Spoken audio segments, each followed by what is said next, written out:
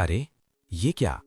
जो भक्त दिन रात जगन्नाथ जी के वस्त्र सिलता था, उसी की फटी हुई धोती को सिलने के लिए क्या स्वयं प्रभु आधी रात उसके घर आ गए थे? बहुत समय पहले की बात है। समुद्र की लहरों और शंखनाद के बीच स्थित जगन्नाथ मंदिर में प्रभु के वस्त्र बदलने की सेवा को अत्यंत पवित्र माना जाता था। उन वस्त्रों में केवल धागे और कपड़ा नहीं होता था, बल्कि भक्तों की श्रद्धा भी बुनी होती थी। उन्हीं सेवाओं में लगा था हरिदास, एक साधारण सा दर्जी। वो मंदिर का सेवायत नहीं था, नहीं किसी बड़े कुल से आता था। वो बस एक सिलाई करने वाला भक्त था, जो दिन रात प्रभु जगन्नाथ, बलराम और सुभद्रा जी के वस्त्र सिला करता था। हरिदास की उंगलियां थकी रहती थीं, पर मन कभी नहीं थकता था। वो हर टांका लगाते समय प्रभु का नाम लेता। अगर सुई उंगली में चुभ जाती तो भी वो मुस्कुरा देता, नाथ, ये भी आपकी सेवा है। विडंबना ये थी कि जो भक्त प्रभु के लिए रेशमी और सुंदर वस्त्र सिलता था, उसके अपने कपड़े फटे हुए थे। उसकी धोती कई जगह से घिस चुकी थी और उसकी पत्नी उसी धोती को रात में सिल कर ठीक करने का प्रयास करती थी। कई दिन ऐसे भी आते जब घर में चूल्हा नहीं जलता, पर हरिदास ने कभी प्रभु से शिकायत नहीं की। एक वर्ष कड़ी ठंड पड़ी। पुरी की हवाएं भी उस रात असहनीय हो गई। हरिदास देर रात तक मंदिर के लिए वस्त्र सिलता रहा। दीपक की लौ कांप रही थी और उसकी उंगलियां ठिठुर रही थीं। काम पूरा करके वो घर लौटा, पर जैसे ही लेटा, उसकी फटी हुई धोती से ठंडी हवा भीतर घुसने लगी। उसने करवट बदली और मन ही मन कहा, नाथ, आज सेवा अच्छे से हो गई, अब जो है सो है। यही कहते कहते उसकी आंख लग गई। उसी रात लीला घटी। आधी रात को दरवाजे पर हल्की सी आहट हुई।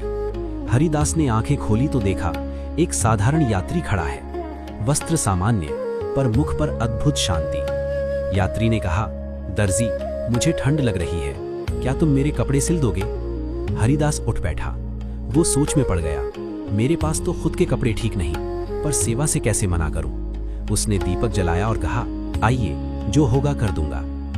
यात्री ने हरिदास की फटी धोती की ओर देखा और मुस्कुराया। हरिदास सुई धागा लेकर बैठ गया। जैसे ही उसने पहला टांका लगाया, उसे अनुभव हुआ कि आज धागा अपने आप चल रहा है। न सुई चुभी, न हाथ कांपा। सिलते सिलते उसकी आंखों से आंसू बहने लगे। उसे लगा मानो वो पहली बार अपने जीवन को सी रहा हो, सिर्फ कपड़ा नहीं। कुछ देर बाद यात्री बोला, दर्जी, अब जरा अपनी धोती मुझे देना। हरिदास घबरा गया, महाराज, ये तो बहुत फटी है। यात्री ने शांत स्वर में कहा, जिसने दूसरों के लिए सिला है, उसका भी सिला जाना चाहिए। हरिदास ने झिझकते हुए धोती आगे बढ़ा दी। यात्री ने स्वयं सुई उठाई और टांके लगाने लगा। हर टांके के साथ धोती नई होती चली गई। फटे हिस्से भरते गए, कपड़ा मजबूत होता गया, मानो वर्षों का अभाव उसमें से निकल रहा हो।